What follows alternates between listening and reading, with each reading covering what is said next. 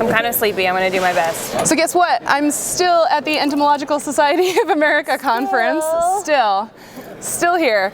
I keep finding more interview victims, so welcome back to another episode of Explain Yourself. This is Nancy Miorelli, and I'm not going to tell you what school she's from because she's not working at a school. So we're just going to dive right into, Nancy, can you give us the elevator pitch of what it is you do? Yeah, so I live in Ecuador full-time, so I give personalized tours of Ecuador focused on entomology, ecology, conservation, and culture.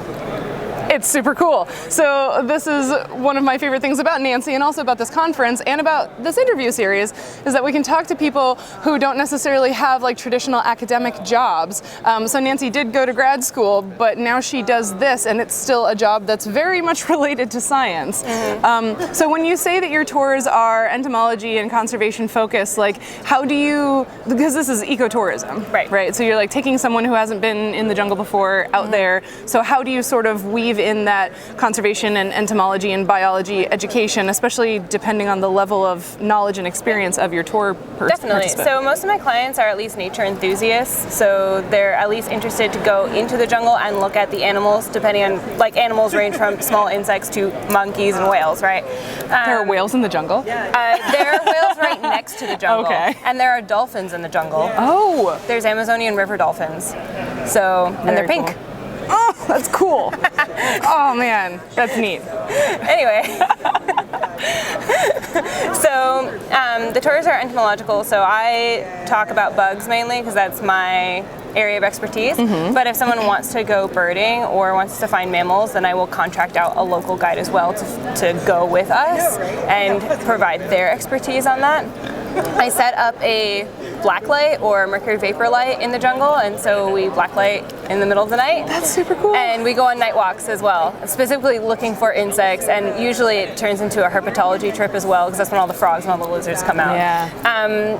Based on the person's like biological background or scientific knowledge background, I tailor the talks or to cut out the jargon and say, you know, I might not be like, this cicada has a tympanum. I'd be like, oh, look at, this is the organ that vibrates to make the sound. And this cicada is male because only the males have it. And I'll take the cicada and I'll open up the wing and I'll show them. And then of course it's angry and it's like buzzing in my head. Right. So get a demo. See, it works. And here's a female. You see how she doesn't make any sound. Yeah. So that's kind of how I make it a little bit more accessible. And then also in the evening I do presentations about entomology or ecology in Ecuador. And they're like, I don't like saying the word dumbed down, but it cuts out like the jargon. It just talks about the ecosystems as a whole, how they function. And for the conservation aspect, so one of my favorite things about Ecuador, there's so many things I love about Ecuador, well, but 20% of Ecuador is conserved, which is amazing. Wow. Nature is protected in Ecuador under the Constitution. So basically, nature has the right to exist and persist and can be defended in court by a lawyer. And they can, like private reserves have blocked out oil and mining companies under this. Wow. So there's a lot of these crazy like private conservation efforts. So done by the government, there's a host of national parks and I don't know, like biological areas and marine reserves. There's about 64 protected areas in Ecuador, which is about the size of Colorado.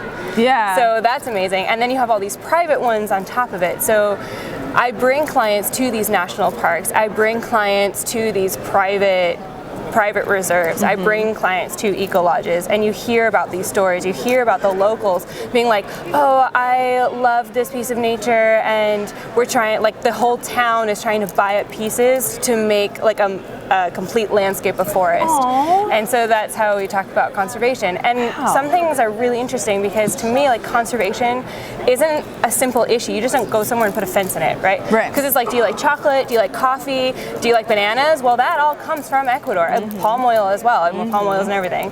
So it's like, how can we still grow some chocolate and also protect the animals. And one of the answers to that is shade-grown coffee or shade-grown chocolate.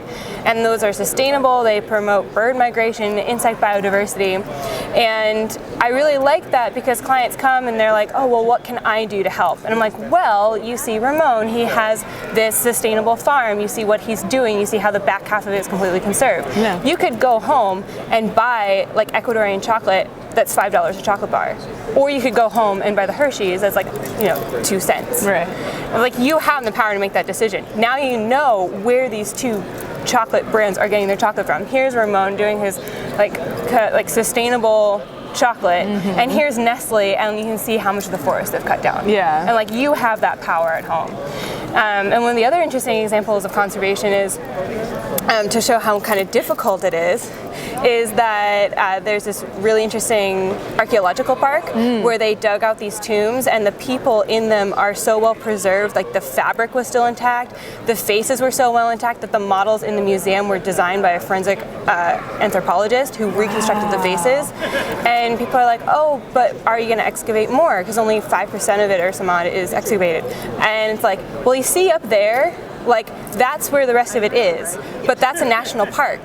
So are you going to cut down the trees to find the history, or are you going to leave the history underground? Yeah. So it's like interesting because a lot of my clients value both. Yeah. And now you see like how complicated like conservation actually is. So I like presenting those questions to them. That's amazing. It sounds like so much fun every time you talk about it. It's so much fun. So this idea that like nature is protected in the Constitution, and that like the locals that you bring your tour groups to seem to really value this. Like, do you have a sense of where that sort of like very high valuation of nature came from? Like, why is it that way in Ecuador? I'm not really sure why it's that way in Ecuador, because obviously not everyone feels the same. Right. Some people are like, we're just gonna like cut everything down. One of the interesting stories, like Ramon, who I was talking about earlier, who has that sustainable farm, he was like, I bought this 16 hectares, my plan was to cut it all down, I was gonna raise pigs and cows, and he's like, but then I got sick. And I couldn't do it. And I got sick for like 5 years. Oh. And in that 5 years, the jungle grew back. And when I saw it for what it was, I was like, this place is so beautiful and so magical. Like, this is ours. He said, I just couldn't cut it down. I had to think of something to do. And that's how you got into sustainable farming. So I think it's like different for everybody. Like, I know people who aren't necessarily religious but are spiritual and are like, it's just like a magical place. Like, there's this one tour that I do where you can, like on the new moon, go into the mangrove lagoons, jump out and swim in the bioluminescent plankton. And like, it's magical. Like, I'm like, amazing. Magic doesn't exist. I'm a scientist, and I like the first time I did it, I was like, okay, this is magical. Yes. Yeah. Magical. And so, the locals know of these areas and are just like, it really just does feel magical. That's beautiful. Amazing. I also really like that you said you very much customize not just the tour, but like the way you talk about everything on the tour for your clients. So can you give us sort of like an example of the two extremes, of like how people want to be talked to about this definitely stuff? So I've had everything from just people who are like, I like monkeys and I don't know, and trees, I guess. And I'm like, oh, well, this tree, here will have more species of ants on it than exist in all of England. Kind of that kind of perspective. And then one of the tours I did was for a firefly specialist. Wow. So I brought all of my identification books, and I brought like all of my technical books. And one day I didn't do a presentation for her, but we sat around and we ID'd all the things and talked about their biology and had a really interesting discussion about why bioluminescence, because some of the click beetles in Ecuador glow orange, like cigarette butt orange, which I hadn't seen before. And I was like, how is this possible? And then we were looking up scientific papers at the table, like talking about it and kind of working through like why would they be different on different sides of the Andes, how they're producing this light, like why it would be important. So that's amazing. Two opposite extremes. But you've talked to those two people and everyone in between. Exactly, yeah. Very cool. And with the lightning bug thing, so you said you go out and do like light trapping at night to like see cool bugs. So like, is it weird to be in the jungle at night? Like, I feel like a lot of people who've never been in the jungle would be like, oh, it's scary, but at night, Like, what is that like? So the jungle at night is my favorite time. It's to me like when everything comes alive and it's easier to find things. All the stick insects come from the canopy down, so you just like pick stick up insects off the ground like they're sticks. So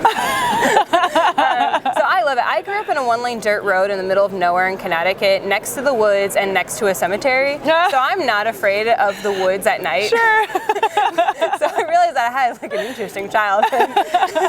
But I don't know, I always tell people that I love the jungle at night. Everything comes alive. It's so much easier to see things, so much easier to pick things up. But it's funny because a lot of tourists will come to the jungle and they're from the city or something, and they'll be like, it's so loud at night. And I'm like, yeah, things live here.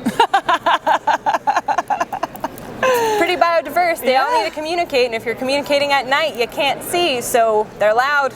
They just yell at each other? Yeah, they just yell at each other. Like there's a cicada and it buzzes not at night, it does buzz like, actually in some places they're called the rain bears. The cicadas are thought to bring the rain. It just so happens that they come out in the rainy season and buzz in the afternoon when it's most likely to rain. Sure. But the rain bear is so cute. Anyway, but each one can shout at 120 decibels. And in their season, there's just millions of them in the trees. Like you step on dead cicadas, so they've like fallen out of the trees and they're all like, "Argh!" And like you literally have to shout over them. Like I've held one in my hand to like show the buzzing, and I'm shouting over it because you can't hear. Do you know what like an equivalent like machine that makes noise to 120 that's like decibels? sitting in front of an orchestra pit. Oh, that's loud. That's really cool. People walk through the rainforest and they've literally asked me why are there so many chainsaws? Like what is happening? What is that chainsaw noise? It's not a chainsaw, it's a bug. Nice. And that species is really beautiful. Maybe you can splice one in. But it's a turquoise cicada. Oh, super cool. So that was my next question was like, I know you probably can't pick one, but like I've seen your pictures. A lot of bugs in North America are like brown, black, maybe like dull green, and the pictures of the insects that you find in the rainforest are so variable and shiny and pretty. So like if you had to pick like maybe your top 5 favorite things you've ever seen. Top 5 that I've ever seen. Well, one that I really liked is I finally saw there's that beetle that can curl up into a ball. And like the leg plates are extended so it can fully curl into a ball. It's like a little transformer. And it literally like it's so small, but I had read about it and everything, so the first time that I saw one, I totally geeked out. So that's the thing, like the entomologists are always really excited about these tiny things that no one else cares about. So everyone's like, oh, the moth that's like the size of your face. And I'm like, this tiny beetle that curls into a perfect ball. So that was one that was really amazing. So it looks like a ball bearing? Yeah. Yeah, it looks like a little ball bearing. Yeah. That's amazing. Amazing. Yeah, so that was one of my favorites. I love the plant hoppers and the leaf hoppers and the membrasas. We're just going to throw all those groups into one. Yeah, they've got fun hats. They do, but I really like the sharpshooters, the leaf hoppers. They're just so colorful. There's one that's like red and green and blue striped with like little tribal pattern on its head, so I really love those. And I really like those too because when I bring clients, like those are the things I'm kind of interested in. Yeah, big katydids, but I'll be like, okay, look at how beautiful this is, and I'll put my phone up and I'll zoom in the image, like, wow, I didn't know like an animal that small could be that beautiful, you know. And so I really like that, just to show this kind of hidden small world. I really like the shiny butterflies. I like structural color. Yeah. So, my favorite, it actually is in the south of Ecuador. It's called the pearl morpho, and it's this, like, it's just kind of like white and camouflagey. But as soon as it flaps its wings, you get these flashes of iridescent blue. And so what happens is like your overhead predators look down and see this like camouflaged butterfly against the background, but butterflies that are flying at the same horizontal angle as it are seeing these bright blue flashes for mating. So you can both signal to your mates and camouflage from your predators just by using the way to do it. Yeah, just by using structural engineering. So that's one's really cool. This has really interesting biology. Yeah, all of them. The yes. Yeah, the yes. I want so badly to come and see these things. Yes. They sound amazing. There's really beautiful rove beetles. So rove beetles in general are just kind of like black. Yeah, But they're a little weird because they're a different shape than most other yeah, beetles. they kind of look like they're earwigs. Yeah, but they're mostly like boring colors. Yeah. Yeah, but in Ecuador we have an electric blue one. We have a green and purple one, iridescent, and there's one that's black with purple elytra. And they're fun watching like scuttle around. That's super cool. And I really like those too because people are like, what are those? I'm like, oh, they're beetles. And they're like, but they look so weird. Like, what happened? And they're really interesting for a science communication standpoint because they can fold their wings up into a space that's 10 times smaller than the wings expanded. Yeah. And we're studying both earwigs and the staphyliniid beetles to fold things up on spaceships and fold things up in electronics. So it's like, oh yeah, this little beetle, like not only does it look pretty, but we're using it to like improve your technology, to improve space exploration. I love biomimetic technology. Yes, me too. It's a very cool area of science. Me too. Yeah. So you teased it a little bit, but you told us you grew up in Connecticut. I did. So how did you get to Ecuador? The question of the ages. Yeah, so basically, like, how did you get to Ecuador? But in amongst that, why did you decide to become a scientist? So my dad really likes science. So I attribute becoming a biologist to my dad. My dad is an engineer. He majored in aeronautical engineering and then went into computer science. And I remember him being when I was small, like, oh, why does sometimes the fog end up on the inside of the windshield or sometimes the outside? Or how do my bike gears work? Or like, how does this airplane engine work? Or how does this work? And he always had an answer. And then I was like, how does your heart work? How does your immune system kill off like bacteria and stuff?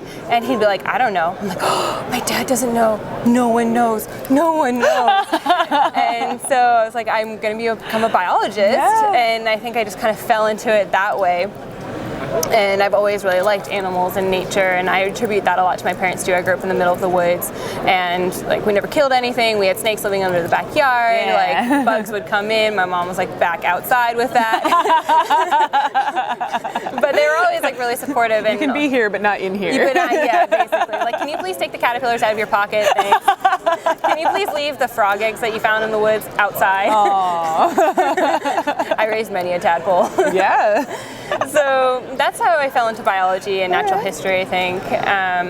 There's random tangent, but when I was young, I remember looking at fireflies and being like, Dad, I think they're beetles because they like pull up their first pair of wings, just like, or their shell, just like ladybugs do. My dad's like, I'm not so sure about that. And then when I went into my taxonomy class, I called him. I was like, you remember that time when I was 10 and I told you that I thought fireflies were beetles? Well, they are. That? I remember that. I was so bitter. Vindicated. It's amazing what I can remember when I have a point to prove. Well, you weren't wrong. I was not wrong. I remember this. So then I did it. I didn't know what I wanted to do with my life. Okay.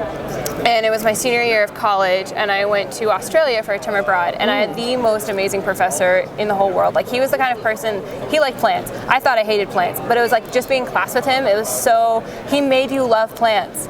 And he was just such a performer. Like, I feel like if he wasn't teaching, he'd be on Broadway. Oh my gosh. And I was like, everyone cared about plants the moment they stepped into his class. And I was like, I don't know what I want to do, but I want to do that.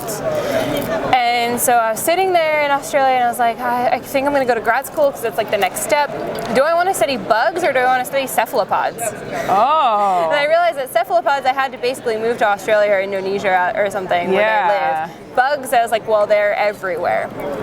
So I went with bugs. I applied to a bunch of schools. I got into the University of Georgia, and one of my students talked to the person who ran the Ecuador term abroad, and she was like, I have this person. I think she'd be a great TA for you. You should come meet her. And so my advisor, Marianne Shockley, started talking to me, and she's like, all right, come to Ecuador.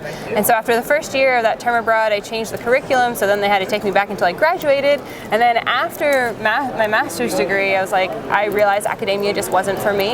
Just wasn't.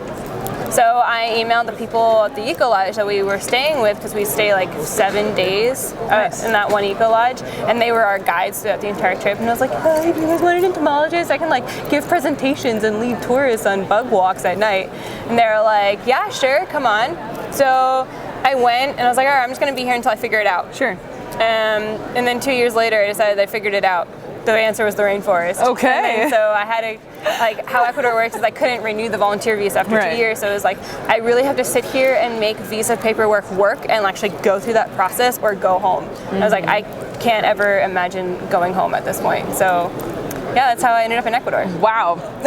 So tell us more about this study abroad thing, because those are always so fascinating. And apparently it was transformative. Yeah, I love study abroad. So for me as a biologist and as a teacher, regardless if you're doing YouTube or like in class stuff, you're taking a theoretical, beautiful world and putting it into a box of some sort. If you're in a classroom, you're in a concrete box. If you're on YouTube, then it's a screen. There's something transformative and magical when you're like, oh, I've read about the rain shadow effect, and we come down the Andean mountain and there's literally just a line where it's like Paramo, which is the dry grasslands, to like full on rainforest. And it happens literally in 20 minutes. Wow. You come around the corner and it's like, what, where am I? Wow. And just like that, it's that fast. And like, I've had people say all the time, I read about that in a book, or I saw that on like, I don't know, Bill Nye or something, you know? And then it's like, here it is. Or, you know, we talk about competition in the rainforest and you look at one tree and you can't even count the number of species on it. Like all the epiphytes hanging off of it, like all the parasitic plants hanging off of it, all the insects that are crawling up and down it, all the fungus that it's covered in, you know? It's like, that's what competition is. Like, look at this one tree is an entire ecosystem in and of itself. And if you look at one bromeliad on that one tree, that's also an entire ecosystem. So just taking like this theoretical world that you talked about and then, you know, you plop someone in it and they're like, wow, like I knew about it, but now I understand it. Does that make sense? So instead of them viewing the box, they are now in the box. In the box. The box has consumed them. I love, well, it's a little dire maybe, but I love it. Yeah, so immersive education is what you're here for. Yeah. So what did you do on that first term abroad in Ecuador? Yeah, so it was a natural history of entomology, natural history class, a medical entomology class. And that was really interesting because we got to go to some of the hospitals. And so it was like a cultural aspect too. You know, you have to see like, this is what a hospital in a rural area of Ecuador looks like. I've been to that hospital since. It's great. Free healthcare. Yay. Yay. But it's like very different, right? The waiting room is outside and like there's everything from the dentist, the pediatrician to the psychiatrist, like in the one two-story building. So it's like interesting not only to talk to the doctors about, you know, the tropical diseases in the area, of which in the cloud forest there are none because you're at too high of elevation, but to talk to the doctors about the medical aspect, but also just sit there and see like, oh, this is what a hospital is like in a different country. And then they had some sort of research component to it. Nice. And they all got to do different things. One of the students did is they, because a lot of insects can see UV, and so they painted different UV patterns on colored bowls and saw like what insects landed on them. Interesting. So yeah, you can do kind of weird, interesting things. Very cool. Yeah. And I like that you mentioned the aspect of study abroad, that like you're not just going there to learn like the science or whatever, but also empathy. Yeah, exactly. I mean, it's so easy for us to be here and be like, oh, those people down there should be doing this. Like, why aren't they doing that? Conservation, why aren't, like, so one of the things that comes up on my tours a lot is on the coast, like there's trash everywhere. Okay. And it's a problem, like pollution we talked about. And people are like, well, why don't they just throw it out? I'm like, okay, cool. Where's the nearest trash can? You know, and they're like, oh, there isn't one. Well, they should just put a trash can. I'm like, okay, yeah, I thought that too. So I actually built a trash dumpster in one of the towns. Did you? Yeah, and I was like, you know what? But there wasn't a trash truck. So then I went to the president of the county. I see and was like, hi, can you get us a trash truck? Yeah. And he did, and that worked for about a year and a half until there was a coup in that one little sector, and he got thrown out. And then the next president of that area was like, I don't think trash is important, and cut it to the entire sector. All right, so now what are you going to do? Like, would you, and this is the question I asked, like, okay, if you had to take your trash, keep it, get on the bus for 2 hours one direction to throw it out, would you? It doesn't feel like it's worth it. Exactly. And like, especially if people don't understand the broader impacts of it and like what it's doing, it's not necessarily worth it to many families who are already struggling. Yeah. And so it's like we have all these systems in the United States that we just don't think about. I'm like, I put my trash in the trash can and then bring it to the end of the driveway, and then the truck comes and then it goes away. Right. Right? but you just don't have to think about it anymore because the infrastructure's there. Exactly. And so when you come to some areas that are like the poorer areas of Ecuador, it's like the infrastructure isn't there. You're like, all right, you threw it out, now what? Where does it go? It doesn't go anywhere. And so it's like, that's what I'm saying, like these ideas of conservation like aren't easy. They're not easy solutions. If they were easy, they wouldn't be problems. Right. Yeah. And one of the landfills is at 95% capacity. And so the University of California came and did a project to, there's like, I forget the technical term for it, but it's like the garbage juice that leaks off and then like goes into the ground. They had built systems so that to collect that underground so it doesn't seep into the, but that like, that's good. Yeah, it is good. But like that had to be done from the United States because Ecuador doesn't have the resources and the infrastructure to do that. Yeah. So it's like, okay, you threw the trash away, but where does it go? And so many Ecuadorians will bury their trash or burn it. And so, you know, like burning plastic is obviously not the best solution, but I remember being like, why are you burning your plastic?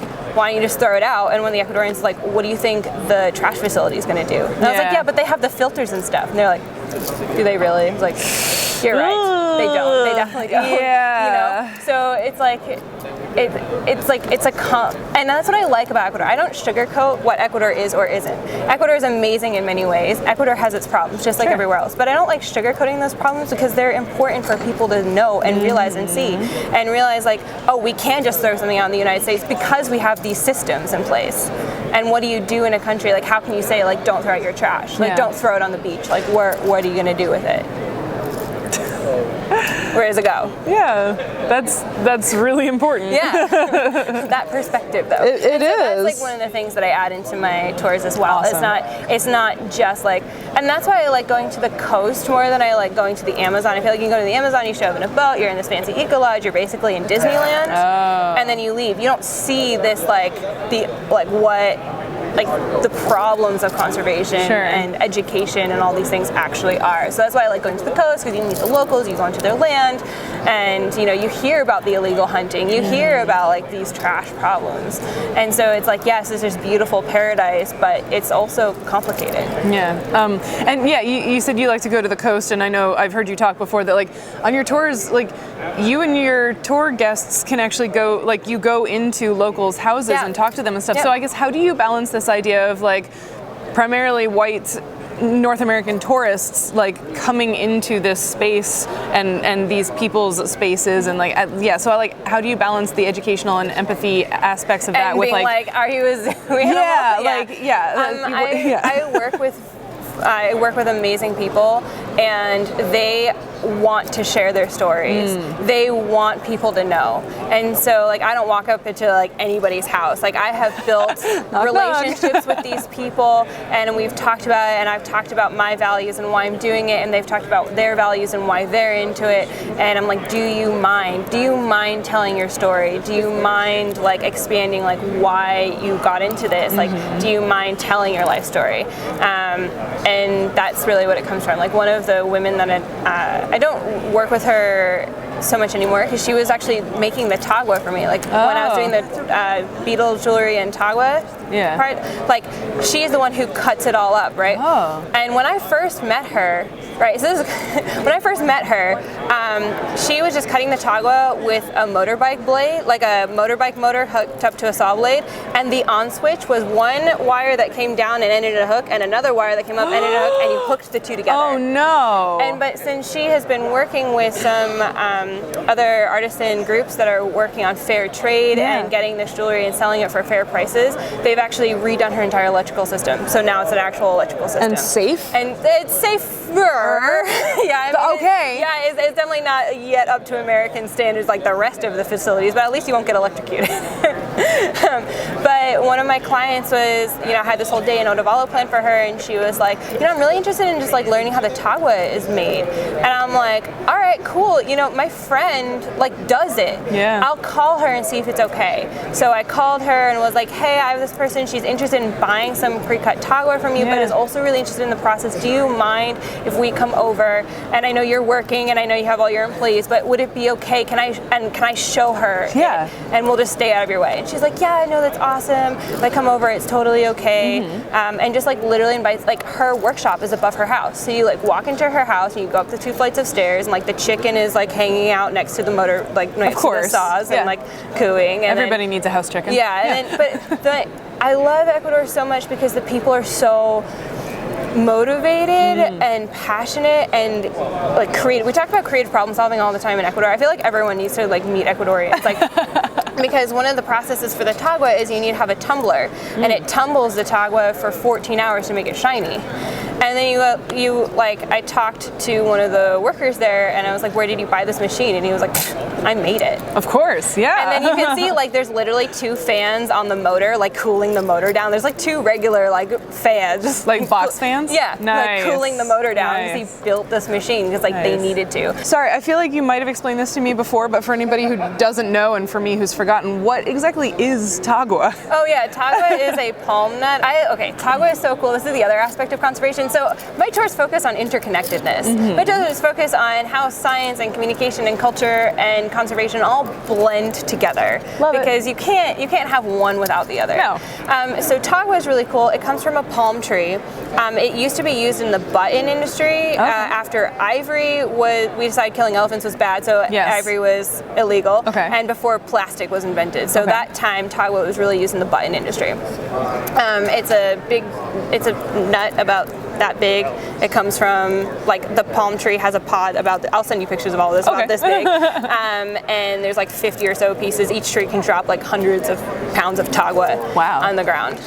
But the trees grow naturally in the forest. No one grows them. So locals are paid to go and find it in the forest. Or if you're a farmer and you have some on the outskirts of your farm, that's like another added source of income. All that Tagua is collected from the coast or from the Amazon. Mainly the coast though, from the coast. And then it is shipped to Otavalo where the artisans live, and then they make the jewelry. Many of the artisans got into it from the button industry. But now a lot of them are like, oh, like, people like wearing it because it's pretty. It can be cut and dyed and cut into all these different forms and made little statues and stuff out of it. And it's a really durable material. It's called vegetable ivory. It's its nickname. Interesting. So it's a entirely foraged product. It's entirely foraged product. And if you go on tour with me, you can go to my friend Monica's house who does all the processing of it. You can go to the market, see the final form, and then you can pick some off the ground in the coast if you go to the coast with me. Wow. So you can actually literally see the whole thing. That's amazing. Yeah, it's so That's really cool to see from start to finish. Yeah. And you say, like, this is the tree that it grows off of, this is the ecosystem it grows in, look, there's some right there, do you want some? And when it's soft, when it hasn't hardened all the way, you can cut it and eat it. Oh! So it's like, do you want to eat it too? It's also edible? It's also edible. Wow. Yeah. That is super cool. That's very, very cool. Oh my gosh. So I guess the other thing that I like to ask people about, and it's important to all of us, and we've sort of talked about this empathy idea already, but the idea of representation in science, and even though you might not have a traditional science career, you are still a scientist. Here you are at this conference and everything. And so what sort of diverse identity groups do you feel like you belong to or identify with, and how has that shaped your experience through like your traditional academic, path as a scientist, and then also once you moved into this sort of non-traditional scientist job? So I always found it really hard for me to identify as a scientist. I would consider myself an entomologist but not a scientist because I was like, I don't do research. Interesting. And like that was because I came from a Research 1 university, so if you didn't do research it was like you were like, what are you doing? Yeah, you're like a nothing human Bummer. being. Yeah.